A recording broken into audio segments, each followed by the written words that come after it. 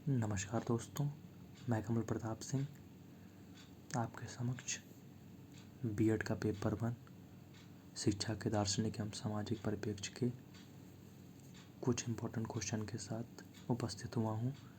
आशा करता हूँ यह वीडियो आपके लिए बेहद उपयोगी सिद्ध होगा। आप परीक्षा से पहले केवल इस वीडियो को देखेंगे और निश्चित सफलता प्राप्त करेंगे। जैसे कि पहला क्वेश्चन है, पहले क्वेश्चन की ही बात करेंगे हम। इसमें केवल शिक्षा के आपको उपयोग को बताना है और शिक्षा क्या जीवन पर्यंत चलती है कि नहीं चलती है, शिक्षा के संकुचित एवं व्यापक अर्थों की व्याख्या करनी है। तो हम समझेंगे, हम वीडियो में शॉर्ट ही चीज़ों के बारे में जानेंगे, क्योंकि आप लोग अगर बीएड करने आए हैं तो कुछ ना कुछ शिक्षा के बारे में जानते हैं और उससे अवगत होंगे।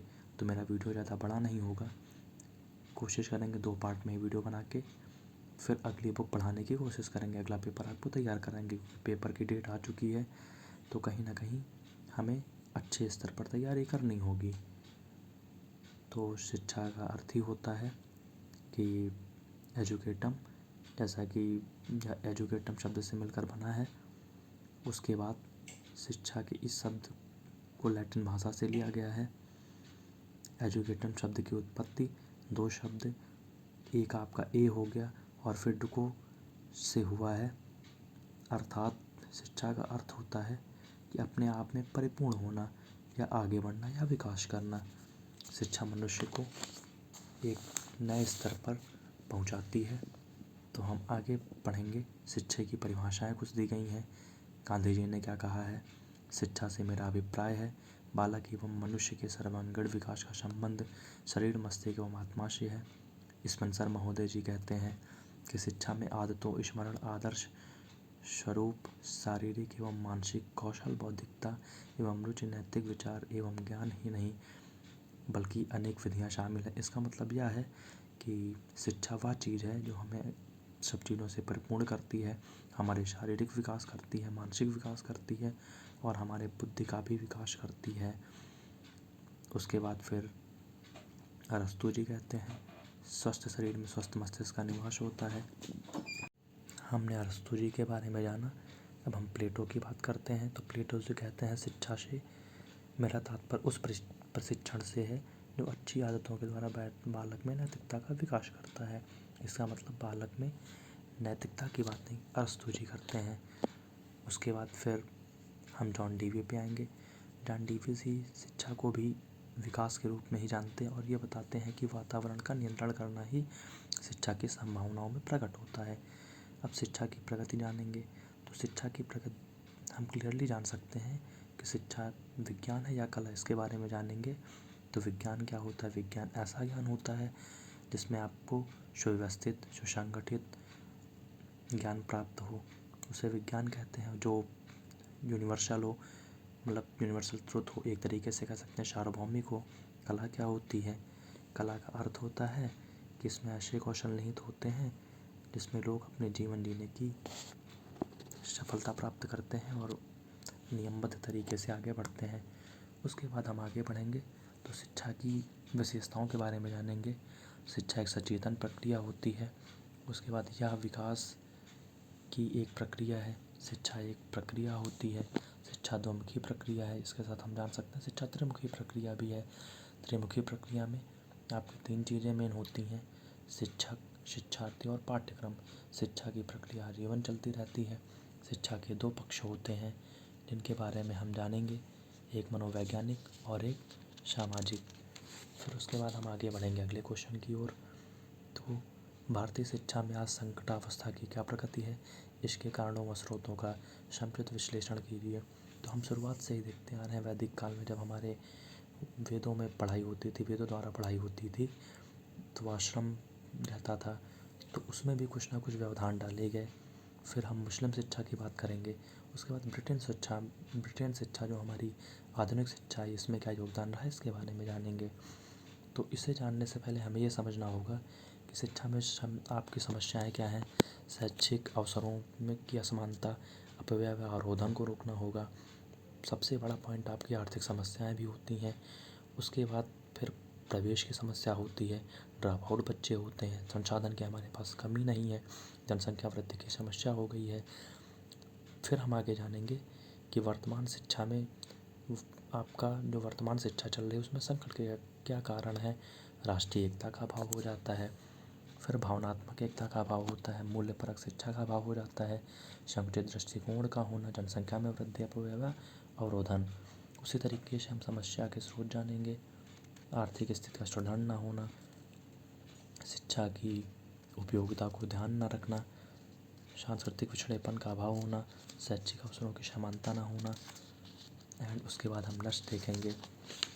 मैं आपको इम्पोर्टेंट चीज़ पढ़ा रहा हूँ क्योंकि पेपर के लिए काफ़ी कम टाइम बचा है, तो समझिए कि तरीके से आपको रामबाण साबित होगा। अब भारतीय शिक्षा में लोकतांत्रिक जो चीज़ें हैं उनके बारे में जानेंगे कि कैसे कैसे हमारी शिक्षा लोकतंत्र में उपयोगी है, लोकतंत्र के लिए शिक्षा क्यों ज़रूरी है, इसके बारे में जानेंगे। तो इम्पोर्टेंट फैक्ट्स ही जानेंगे। लोकतांत्रिक नागरिकता की भावना का विकास, अगर शिक्षा होगी तो हम लोकतंत्र के पॉइंट को समझेंगे और लोकतंत्र क्या होता है उसके बारे में जानकर उसका सम्मान करेंगे। नेतृत्व गुणों का विकास, अगर हमारे अंदर नेतृत्व या अच्छे लीडरशिप के गुण विकसित होते हैं तो उसका सबसे मेन जो पॉइंट होता है वो शिक्षा का ही होता है। समाज के प्रति उत्तरदायित्व की भावना, अगर हम समाज में रह रहे हैं तो समाज भी हमें कुछ ना कुछ सिखाता है और उसके प्रति हमारे क्या कार्य होते हैं उसके बारे में भी शिक्षा हमें बताती है। निस्वार्थ कार्य की भावना, ये तो आप बहुत भली बात जानते हैं, इसमें कुछ बताने की ज़रूरत है ही नहीं। आंतरिक शक्तियों का विकास होता है, वैज्ञानिक दृष्टिकोण का विकास होता है। फिर आगे देखेंगे हम आगे क्या होता है। फिर शिक्षा एक दोमुखी प्रक्रिया है, ये एडम्स ने कहा था और इन्होंने अपनी पुस्तक इवैल्यूएशन ऑफ एजुकेशन थ्योरी में कहा था। और इन्होंने बताया कि शिक्षा दोमुखी प्रक्रिया है, इसमें क्या क्या होते हैं तो इसके बारे में जानेंगे।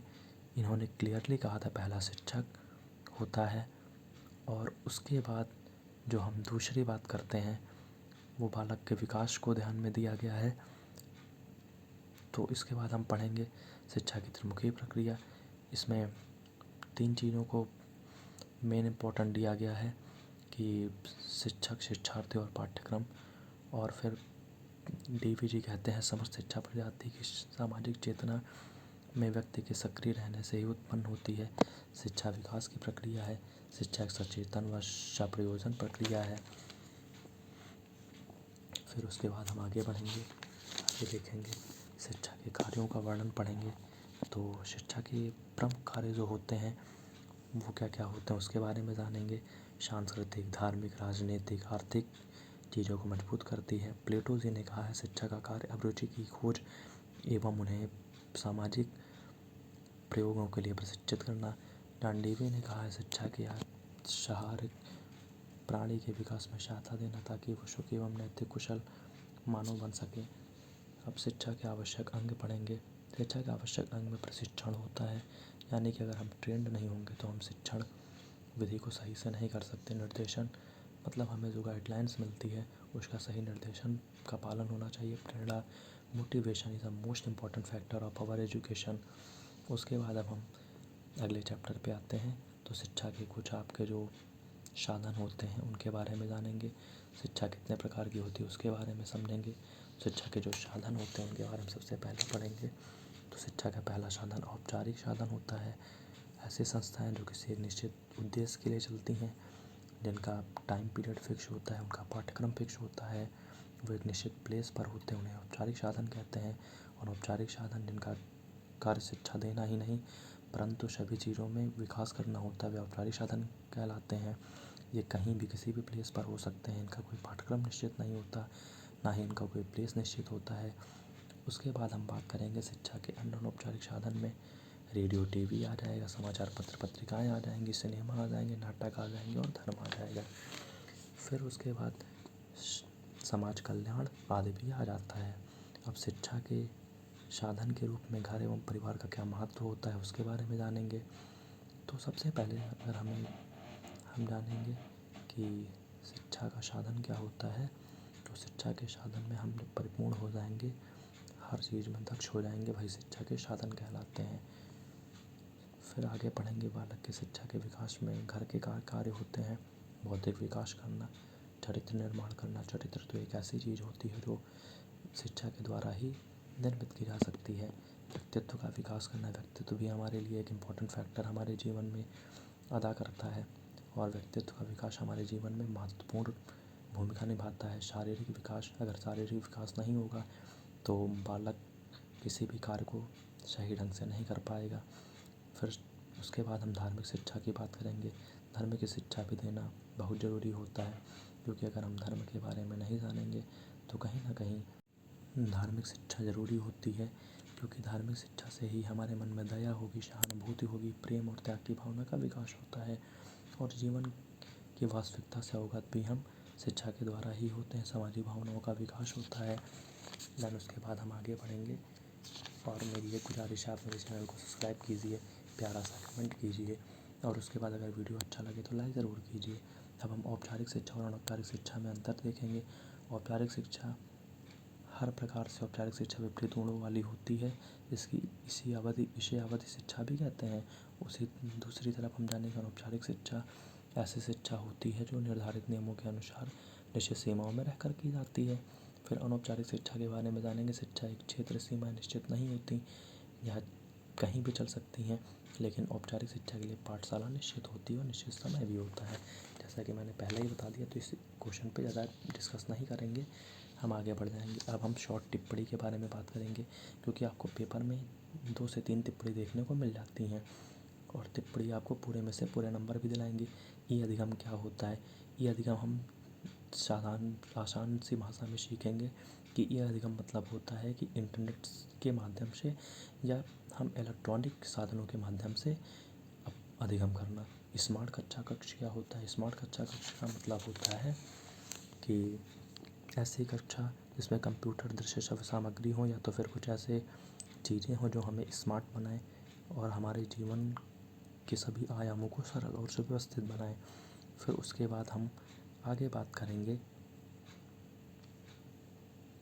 अगले फैक्ट पे, शिक्षा तथा विद्यालयीकरण में अंतर। शिक्षा जीवन पर्यंत चलती है, पर विद्यालयीकरण जीवन के कुछ निश्चित वर्षों तक ही होता है। शिक्षा प्रत्येक व्यक्ति या वस्तु संपूर्ण वातावरण शिक्षक होता है।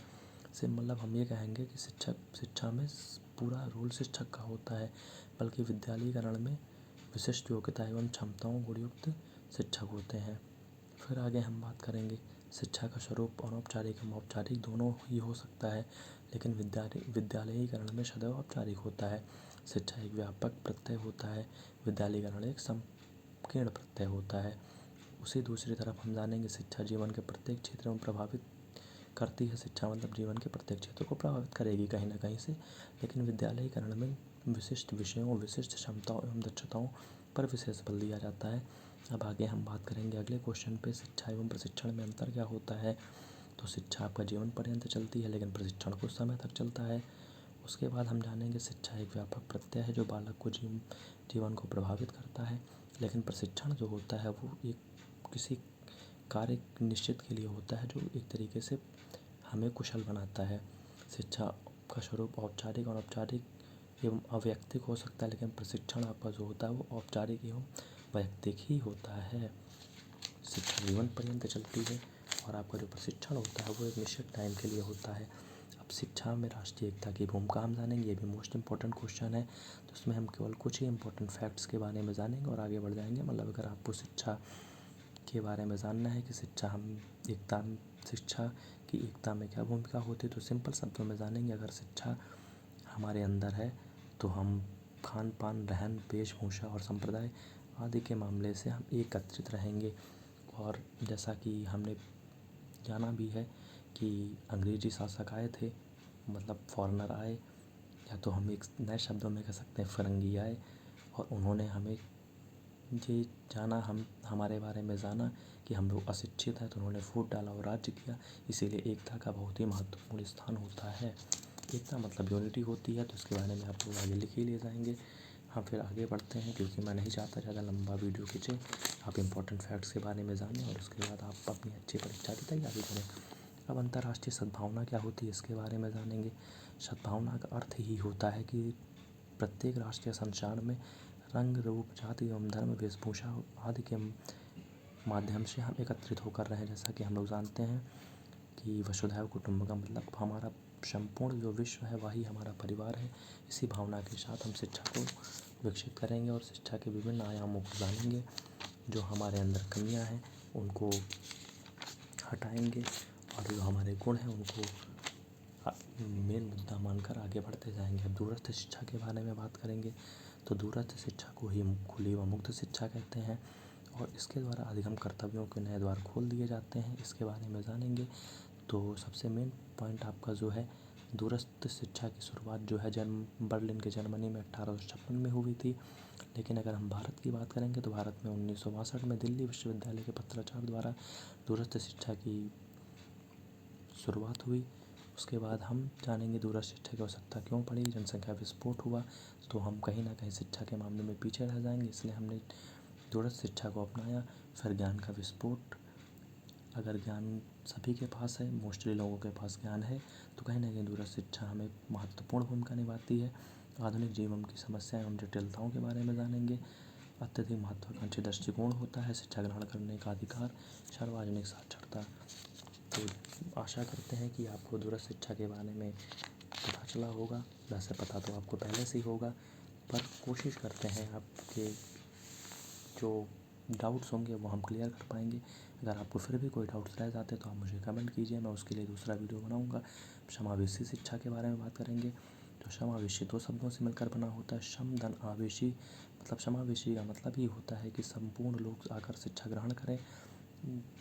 वंचित बच्चे या तो फिर कोई डिसेबल्ड बच्चे होते हैं, विशेष बच्चे जिन्हें हम बोलते हैं, विशिष्ट बच्चे बोलते हैं, और सामान्य बच्चे एक साथ मिलकर जब शिक्षा प्राप्त करते हैं उन्हें समावेशी शिक्षा कहते हैं।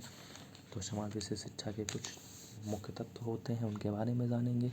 शिक्षा प्राप्त करना प्रत्येक बच्चे का अधिकार है, जैसा कि RTE 2009 एक्ट के तहत हमने जाना कि शिक्षा सभी को प्राप्त होना चाहिए। और सर्व शिक्षा अधिकार अधिनियम भी 2001 में आया है, तो उसके द्वारा हम संपूर्ण बच्चों को जन जन शिक्षा पहुंचाएंगे।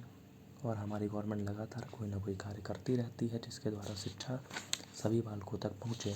उसके बाद फिर हम आगे बात करेंगे।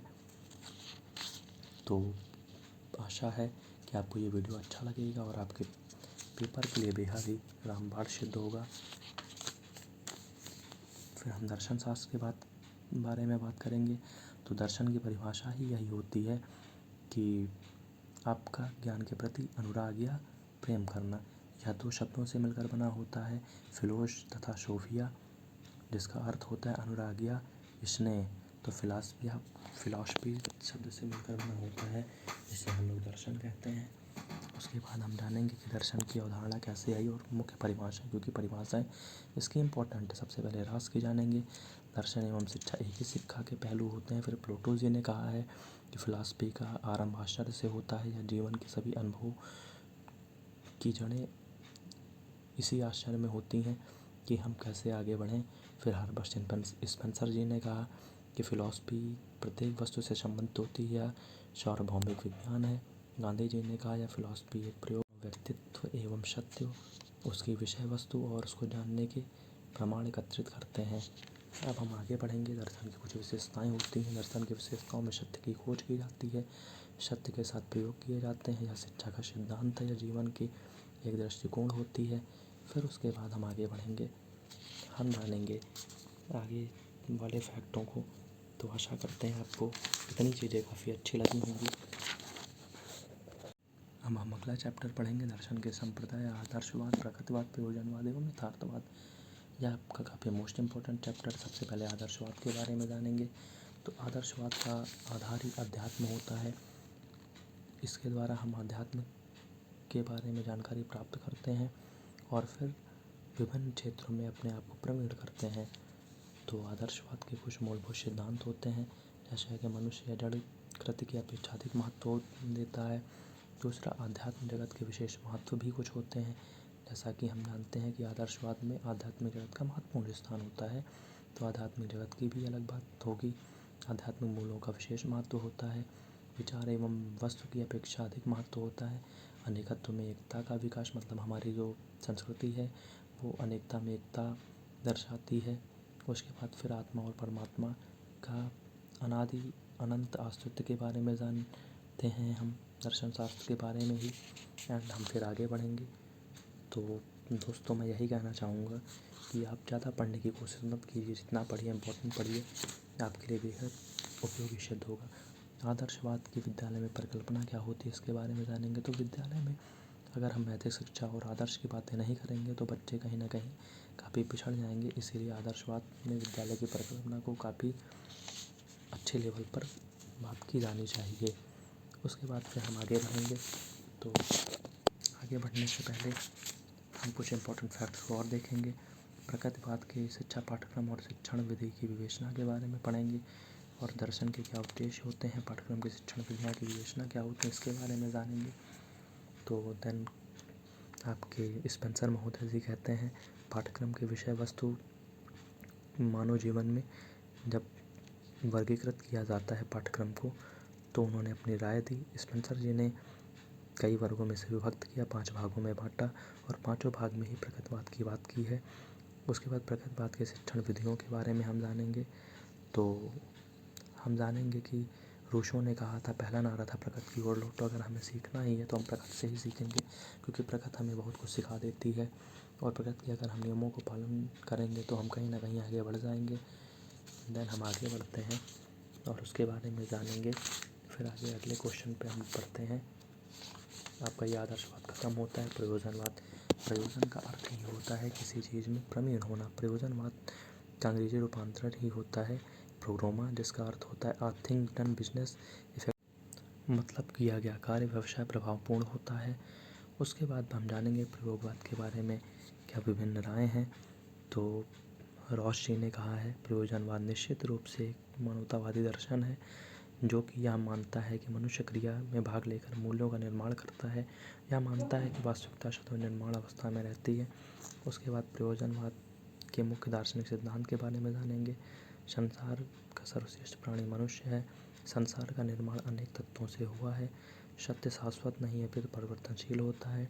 केवल भौतिक संसार ही सत्य है। सामाजिक विकास का महत्व भी हम प्रयोजनवाद से ही जानेंगे। उसके बाद प्रयोजनवाद में शिक्षा कैसे मिलती है उसके बारे में जानेंगे।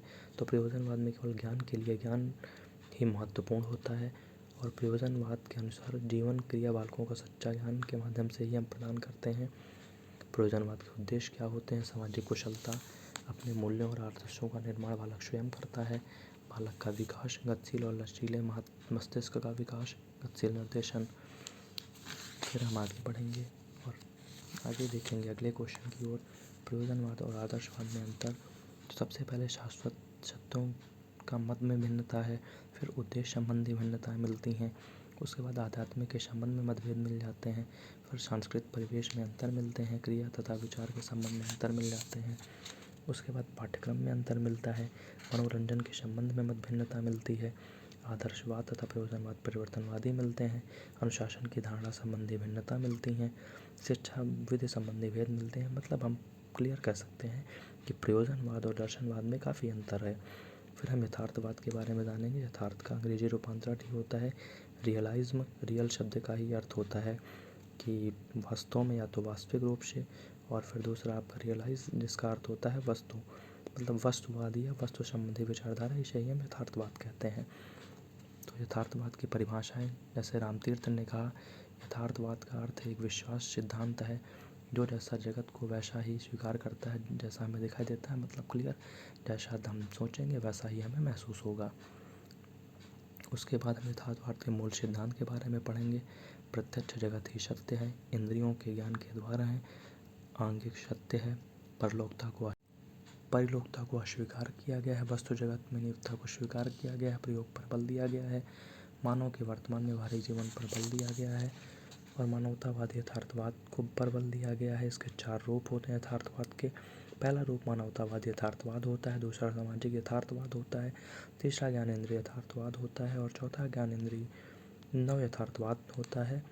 देन उसके बाद हम यथार्थवाद की विशेषताएं जानेंगे कि ज्ञानेंद्रियों के प्रशिक्षण पर बल दिया जाता है, पुस्तकीय ज्ञान का विरोध किया जाता है, आदर्शवाद का विरोध किया गया है, व्यवहारिक ज्ञान पर बल दिया गया है, वैज्ञानिक विषयों को महत्व दिया गया है। इसी के साथ हमारा ये चैप्टर समाप्त होता है। मिलेंगे अगले वीडियो में चैप्टर 8 से। टोटल 17 चैप्टर हैं और हम शॉर्ट में ही वीडियो बनाएंगे। ज़्यादा लंबा वीडियो नहीं करेंगे।